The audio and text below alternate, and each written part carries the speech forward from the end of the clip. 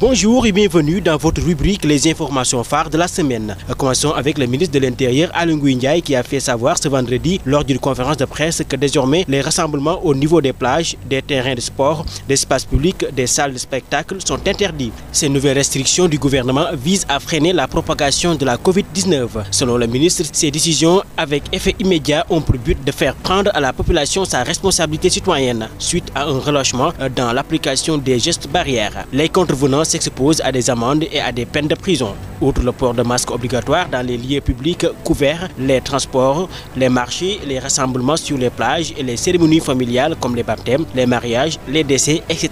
sur la voie publique sont également interdits. Décès de Cheikh Ahmed Tidiane Niasse, le khalife général de Médina Baye, Cheikh Ahmed Tidiane Ibrahima Niasse a été rappelé à Dieu dans la nuit du dimanche au lundi à l'hôpital général Grand Yoff à Dakar à l'âge de 88 ans. Il était le 4e khalife de Baye Niasse.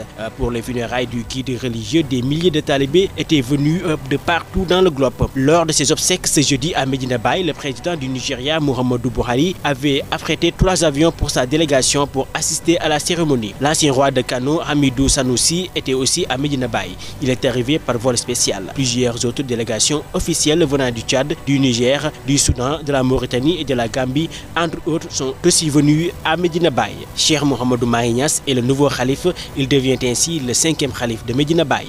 L'année dernière, une scène avait été notée dans la rédaction Les Échos, laquelle a été visée par des nervis se réclamant des disciples du guide religieux Serigne Moustapha Sy, patron des Moustarchidines. À l'origine, une information faisant état de l'infection par le coronavirus de leur guide religieux. La police et la gendarmerie avaient arrêté 6 personnes présumées responsables de cet acte, mais ce jeudi, ces 6 personnes qui ont été déférées au parquet n'ont pas été jugées. Elles ont bénéficié d'un retour de parquet.